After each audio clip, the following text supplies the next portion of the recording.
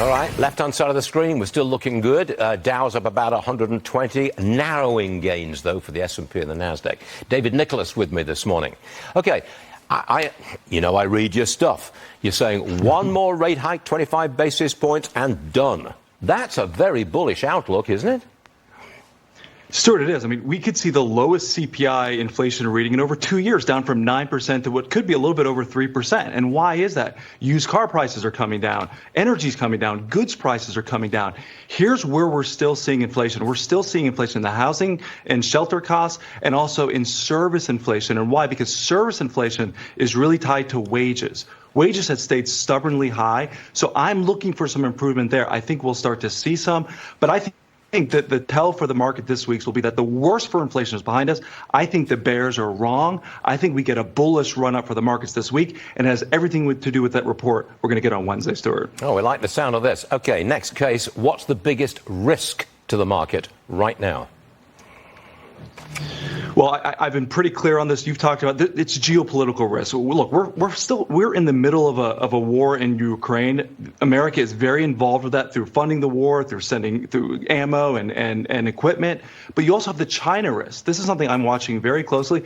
Stuart, China's preparing for war. Whether we like it or not, China is preparing for war. I think Wall Street is underestimating the risk of what this entails. So that is where I see the risks are, and hopefully it does not escalate. We want a de-escalation in those areas, but that's the big risk for the market and the economy. Well, that's a black swan event, really, isn't it? Something that just happens. You can't really forecast it. You can't see it's coming. It's a black swan event. I just wonder how on earth you invest thinking about a black swan event that may or may not happen.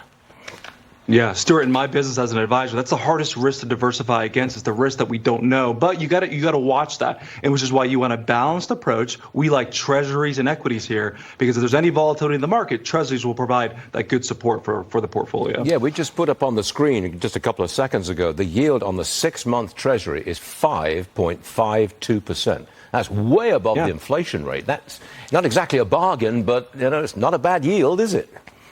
That's right. And the market, I think, has surprised a lot of investors. And there's opportunities out there. There's IPOs that are coming to market this year. There's SPACs coming to market. You've got Treasury. So there's a lot of excitement for the back half of the year, Stuart. But essentially, you see prices going up in the back half of this year. That's correct, Stuart. I'm excited for the back end of the year. I think the bears are wrong. Citi came out and downgraded the market. I think that's wrong. I think they'll have egg on their face as we get into the back half of the year. Okay, we'll take it.